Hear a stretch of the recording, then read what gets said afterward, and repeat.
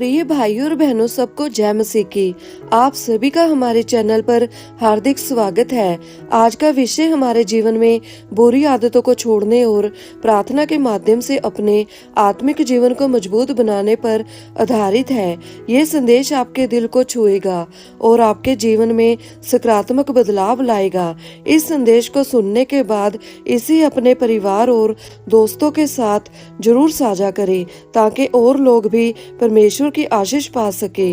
अगर आपको हमारे चैनल की वीडियो पसंद आती हैं तो इसे लाइक करें, अपने विचार कमेंट करें और चैनल को सब्सक्राइब करना ना भूलें।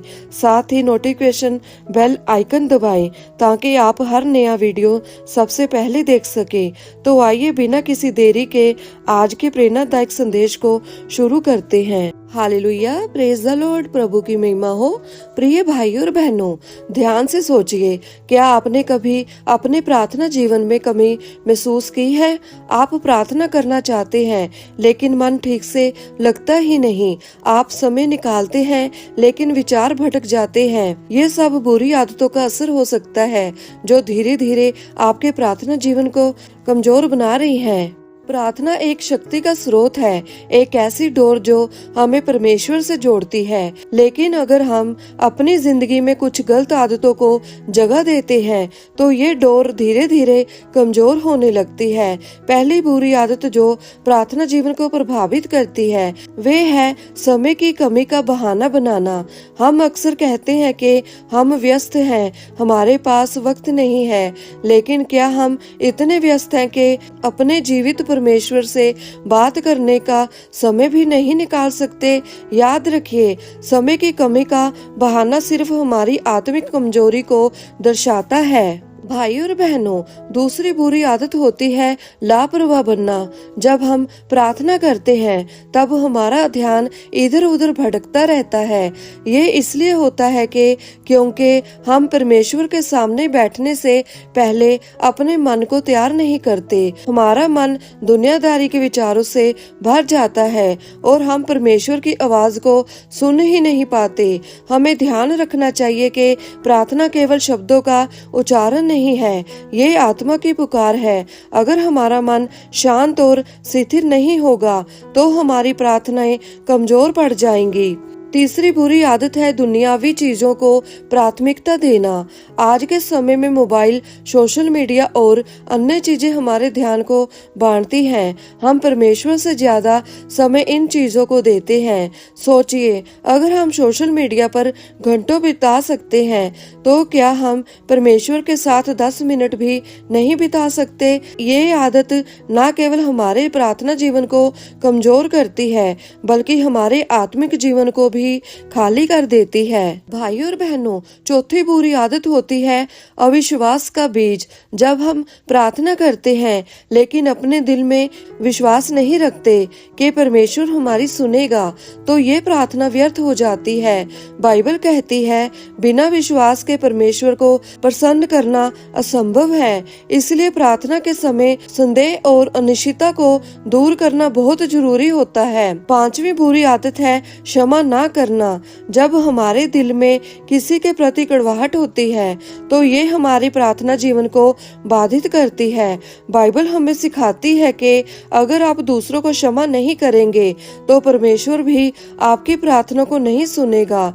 इसलिए हमें अपने दिल को साफ रखना चाहिए और दूसरों को क्षमा करना सीखना चाहिए। छठी बुरी आदत है आलस। अक्सर हम कहते हैं कि कल प्रार्थना कर लेंगे, सुबह उठकर करेंगे या रात को करेंगे, लेकिन ये कल भी आता ही नहीं।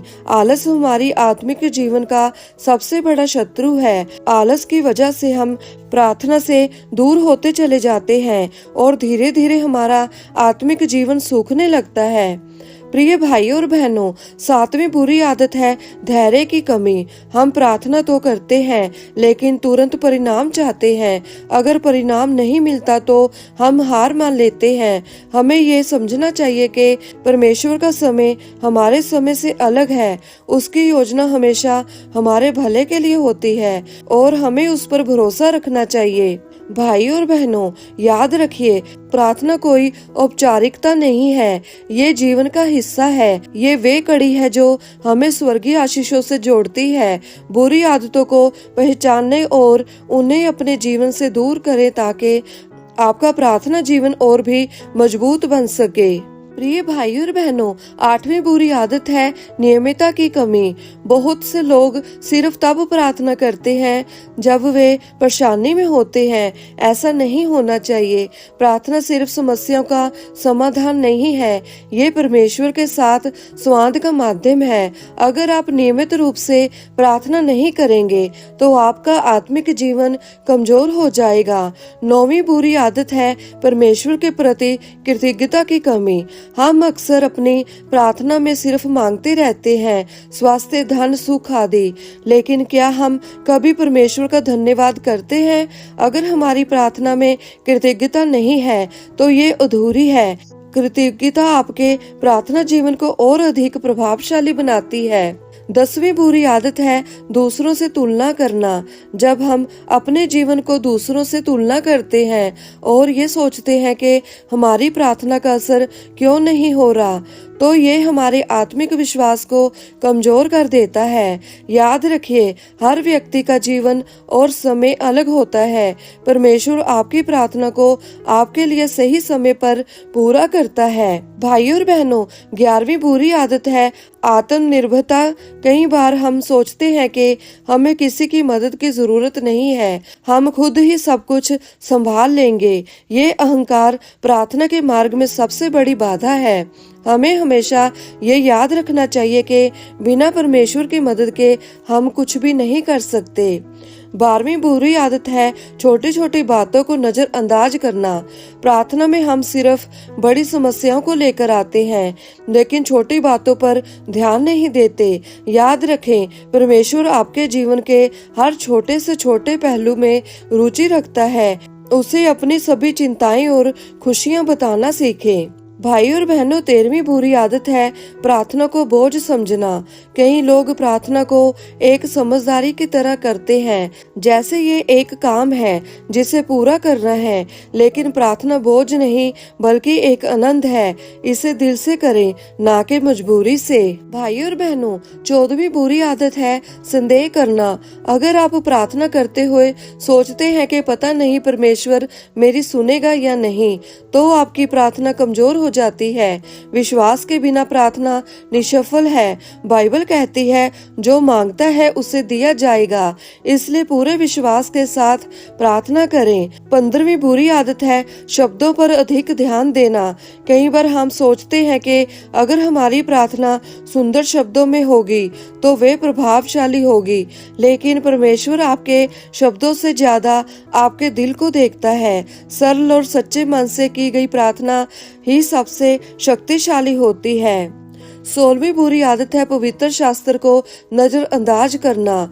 भाई और बहनों, प्रार्थना और बाइबल साथ चलते हैं। अगर आप पवित्र शास्त्र नहीं पढ़ते तो आपकी प्रार्थना में गहराई नहीं आएगी। बाइबल हमें सिखाती है कि प्रार्थना कैसे करनी चाहिए और परमेश्वर की इच्छाओं को कैसे समझना चाहिए। 17वीं बुरी आदत है जल्दबाजी करना। कई लोग प्रार्थना करते समय इतनी जल्दी में होते हैं कि वे परमेश्वर से संवाद तक नहीं कर पाते। ये मत भूलिए कि प्रार्थना का अर्थ है ठहरना, सुनना और महसूस करना। परमेश्वर की उपस्थिति में समय बिताना बहुत जरूरी है। भाई और बहनों, 18वीं बुरी आदत है पाप को छुपाना। अगर आपके जीवन में कोई ऐसा पाप है जिसे आप छुपा रहे हैं और फिर भी प्रार्थना कर रहे हैं, तो ये प्रार्थना प्रभावी नहीं होगी। बाइबल कहती है, जो अपने पापों को छुपाता है वह सफल नहीं होता। इसलिए पापों का अंगीकार करें और उनसे दूर रहें। प्रिय भाई और बहनों, 19वीं बुरी आदत है दूसरों के लिए प्रार्थना ना करना। प्रार्थना सिर्फ अपने लिए नहीं होनी चाहिए। जब आप दूसरों के लिए प्रार्थना करते हैं तो ये आपके दिल को और भी बड़ा बनाता है। दूसरों के लिए प्रार्थना करना आपके आत्मिक जीवन को मजबूत करता है। भाइयों और बहनों, 20वीं बुरी आदत है आध्यात्मिक मार्गदर्शन ना लेना। अगर आप किसी आत्मिक समस्या से जूझ रहे हैं तो किसी विश्वासी मित्र या आध्यात्मिक गुरु से मदद लें। लेकिन अगर आप इसे खुद तक सीमित रखते हैं तो ये समस्या आपके प्रार्थना जीवन को कमजोर कर सकती है। इन्हीं आदतों को पहचानें और इन्हें अपने जीवन से दूर करें। प्रार्थना को अपनी प्राथमिकता बनाएं और इन्हें अपने जीवन का आधार बनाएं। सबसे बड़ी 21वीं बुरी आदत है प्रेरणा की कमी। जब हम अपने जीवन में प्रेरणा की तलाश नहीं करते तो प्रार्थना धीरे धीरे एक औपचारिकता बन जाती है। हमें अपने आत्मिक जीवन में नई ऊर्जा लाने के लिए प्रेरणादायक कहानियां और गवाही सुननी चाहिए। 22वीं बुरी आदत है परमेश्वर से दूरी महसूस करना। कई बार हम ये सोचते हैं कि हमारी प्रार्थनाएं सुनवाई नहीं जा रही हैं, लेकिन ये दूरी हमारे अपने नकारात्मक विचारों का परिणाम होती है। परमेश्वर हमेशा हमारे पास होता है। भाइयों और बहनों, 23वीं बुरी आदत है अनुशासनहीनता। अगर आप अपने प्रार्थना जीवन में अनुशासन नहीं रखते तो आपकी प्रार्थनाएं कमजोर हो जाती हैं। एक नियमित समय और स्थान तय करना आपकी प्रार्थना को प्रभावी बनाता है। 24वीं बुरी आदत है परमेश्वर की इच्छा को ना समझना। अगर हम अपनी इच्छाओं को परमेश्वर की योजना से ऊपर रखते हैं, लेकिन जब हम उनकी इच्छा के अनुसार प्रार्थना करते हैं तो हमारी प्रार्थनाएं अधिक शक्तिशाली होती हैं। प्रिय भाई और बहनों, 25वीं बुरी आदत है खुद को कम आंकना। जब हम ये सोचते हैं कि हमारी प्रार्थनाएं कमजोर हैं या परमेश्वर हमें नहीं सुनेगा, तो हम खुद ही अपने आत्मिक जीवन को कमजोर कर लेते हैं। भाइयों और बहनों, 26वीं बुरी आदत है परमेश्वर को आखिरी विकल्प बनाना। हम पहले अपनी समस्याओं को खुद हल करने की कोशिश करते हैं और जब कुछ नहीं होता तब प्रार्थना करते हैं। हमें हर काम की शुरुआत परमेश्वर के साथ करनी चाहिए। 27वीं बुरी आदत है ध्यान केंद्रित ना करना। जब प्रार्थना के दौरान हमारा मन कहीं और भटकता है तो हमारी प्रार्थना प्रभावी नहीं हो पाती। ध्यान केंद्रित करने के लिए प्रार्थना से पहले कुछ पल शांत रहें। 28वीं बुरी आदत है परमेश्वर की महिमा ना करना।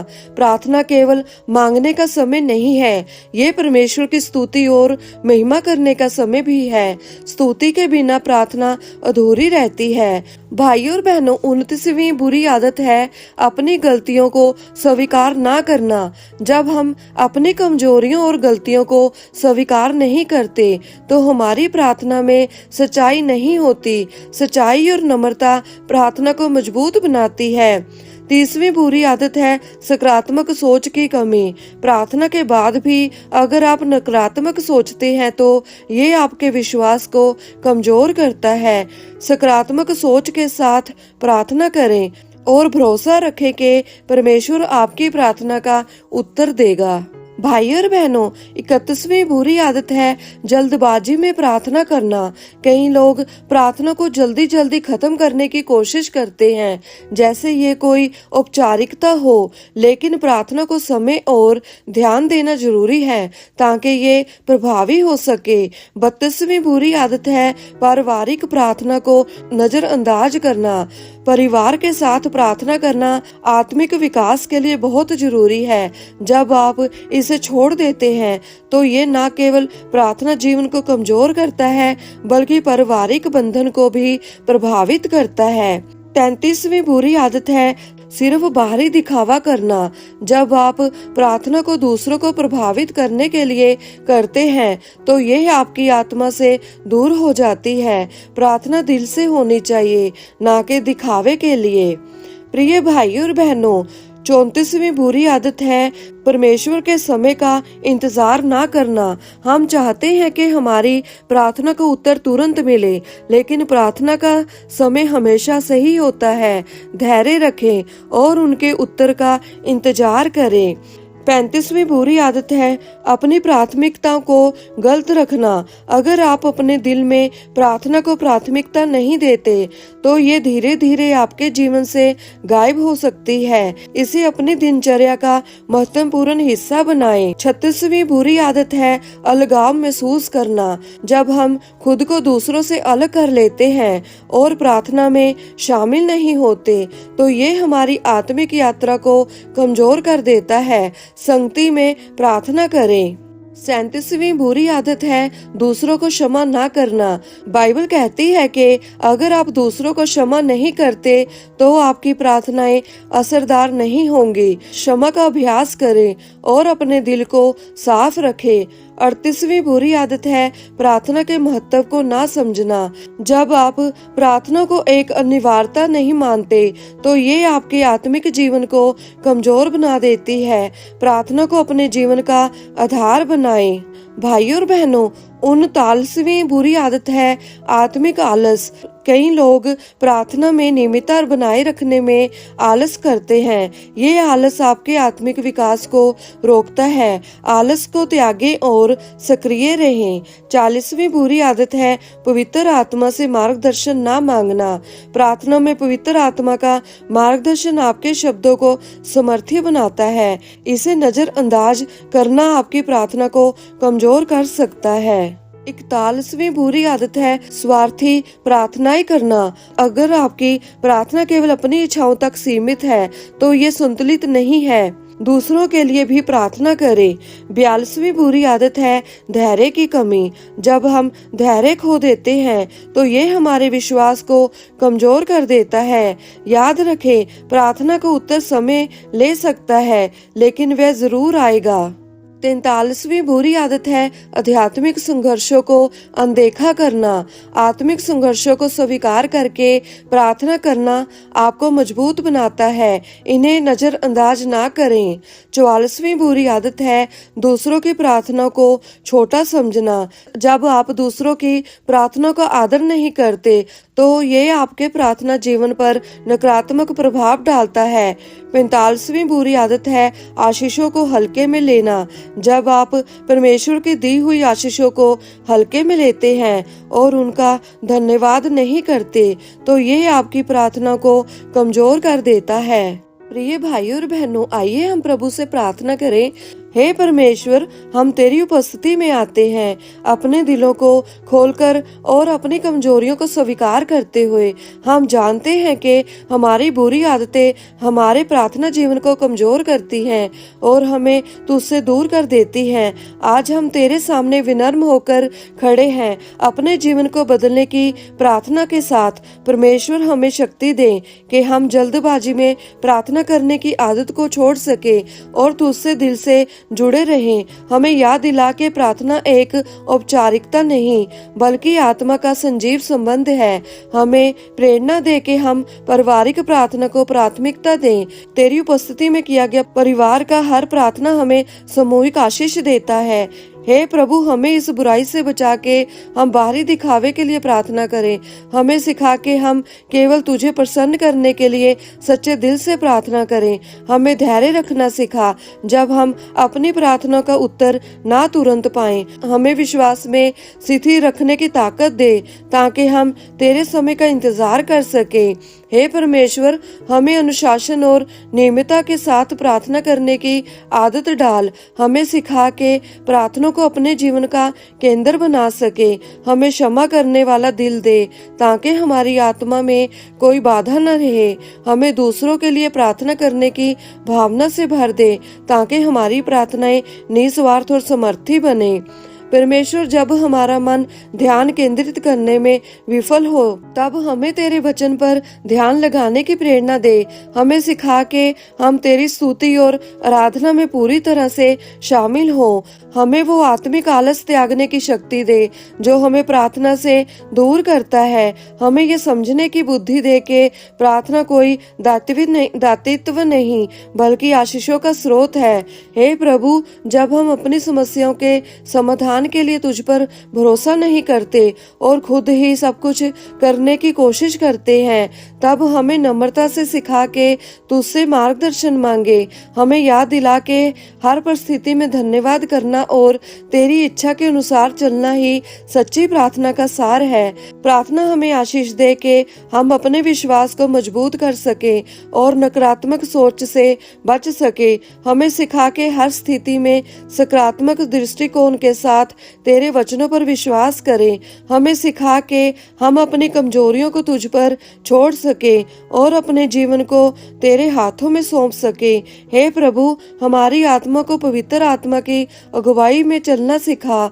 हमें अपनी कमजोरियों को पहचानने और उन्हें दूर करने की समझ दे। हमें आत्मिक संघर्षों को स्वीकारने और उनमें विजयी होने की ताकत दे। हमें ये समझने की प्रेरणा दे के बुरी आदतें केवल हमें तुझसे दूर करती हैं और उनसे छुटकारा पाने के लिए तेरा सामर्थ्य ही हमारा सहारा है।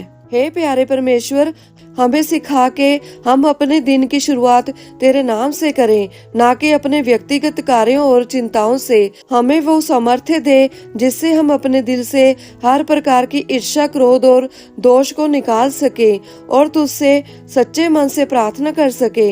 हमें सिखा के हम तेरा धन्यवाद करना कभी ना भूलें, चाहे परिस्थिति कैसी भी हो। हे प्रभु, जब भी हमारे दिल में निराशा आए, हमें तेरी उपस्थिति का अनुभव करा। हमें तेरे वचनों को पढ़ने और समझने की आदत डालने की सहायता कर। हमें सिखा के हम दूसरों की मदद के लिए प्रार्थना करें, ना कि केवल अपनी इच्छाओं के लिए। परमेश्वर, हमें उन विचारों और कार्यों से दूर रख जो हमें प्रार्थना से भटकाते हैं। हमें अपने जीवन के हर निर्णय के लिए तुझसे मार्गदर्शन मांगने की समझ दे। हमें वो आत्मिक शक्ति दे जिससे हम अपने जीवन को तुझ पर आधारित बना सके। हे प्रभु, हमें प्रार्थना को अपने दिनचर्या का महत्वपूर्ण हिस्सा बनाने की प्रेरणा दे। हमें विश्वास के साथ ये जानने की समझ दे कि तू हर परिस्थिति में हमारे साथ है। हमें क्षमा की भावना से भर दे ताकि हमारे दिल के बोझ हल्के हो सके और हम तेरे करीब आ सके। हे परमेश्वर, हम तुझसे विनती करते हैं कि तू हमारे दिलों को शुद्ध कर, हमारे जीवन से हर बुरी आदत को दूर कर और हमें एक ऐसा जीवन जीने की प्रेरणा दे जो तेरी महिमा के योग्य हो। हमारे प्रार्थना जीवन को इतना समर्थी बना के हर बार जब हम तुझसे बात करें तो तेरी आशीषों का अनुभव कर सके। हे प्रभु, हमें इस जीवन में तेरी योजना को समझने और उसे पूरा करने की बुद्धि दे। हम जानते हैं कि तेरी कृपा से हम हर बुराई पर विजय प्राप्त कर सकते हैं। हमें जीवन की हर कठिनाई में तेरे प्रेम और शांति का अनुभव कर तुझसे जुड़े रहना ही हमारी सबसे बड़ी आशीष है। प्रभु, मैं ये प्रार्थना मांगती हूँ आपके प्यारे बेटे यीशु मसीह के सामर्थिक नाम से। आमीन। God bless you all.